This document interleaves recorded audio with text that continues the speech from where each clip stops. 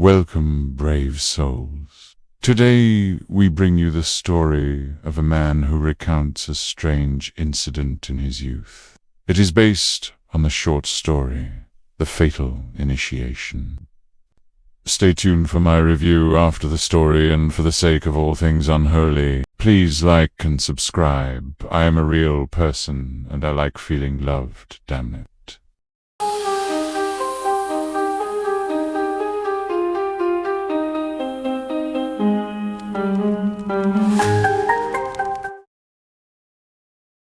My dad's friend, Charlie Potter, was a small, nervous man who was always looking around as if he was in some kind of danger. After he told me this story about his college fraternity, I understood why. "The frat doesn't exist anymore," he said. "It was banned years ago. We had just 9 members at that point, and we were taking in 2 more, Jack Lawton and Ernie Kramer, one night in January, just about this time of year. The 9 of us took them out into the country for their initiation. We took them to an old, deserted house where 2 young men about our age had been murdered recently. Their murderer was still at large. We gave Jack a lighted candle and told him to go up to the 3rd floor. "Stay there for an hour," we told him. "Then come back down. Don't speak. Don't make any noise. If your candle goes out, carry on in the dark." From where we were standing, we could see the light from Jack's candle moving up the stairs to the 2nd floor, then to the 3rd. But when he got to the 3rd floor, his candle went out. We guessed that he had come to a drafty corner, and the wind blew it out. But when the hour went by, and he didn't come down, we weren't so sure. We waited another 15 minutes and got more and more nervous. So we sent Ernie Kramer up after him. When Ernie got to the 3rd floor, his candle also went out. We waited 10 minutes, 20 minutes, but there was no sign of either of them. "Come on down," we called, but they didn't answer. Finally, we decided to go and get them.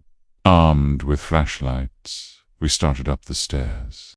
It was as quiet and dark as a grave in that house. When we got to the 2nd floor, we called out again, but there was no answer. When we got to the 3rd floor, we walked into a great big open space, like an attic. Jack and Ernie weren't there, but we saw footprints in the dust. These led to a room on the other side of the attic. That room was also empty, but there was fresh blood on the floor, and the window was wide open. It was about 25 feet to the ground, but there was no ladder or rope in sight that they could have used to get down. We searched the rest of the house and the land around the house and found nothing. We decided that they were playing a trick on us. We figured that in some way they had escaped through the window and were hiding in the woods. The blood on the floor was to throw us off the track. We guessed that they'd show up the next day with a lot of stories and a lot of laughs, but they didn't. The next day we told the Dean of Men what had happened, and he reported it to the police. The police didn't find anything either, and after several weeks the search ended. To this day no one knows what happened to Jack Lawton and Ernie Kramer. "There isn't much more to tell," he said.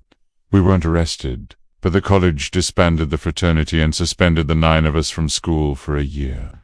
The strangest part came after we graduated. Someone must have placed a curse on us. Every year since then, around the time of that initiation, one of us has died or gone crazy. I'm the only one left," he said, "and I'm in pretty good health. But there are times when I feel just a little peculiar."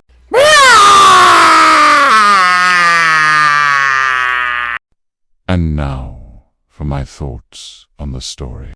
I always felt like this was a basis for Final Destination, as the survivors get picked off one by one. Seriously, your friends go missing when there is a murderer on the loose, and no one calls the cops. Especially with the fresh blood on the floor. Little iffy in my book.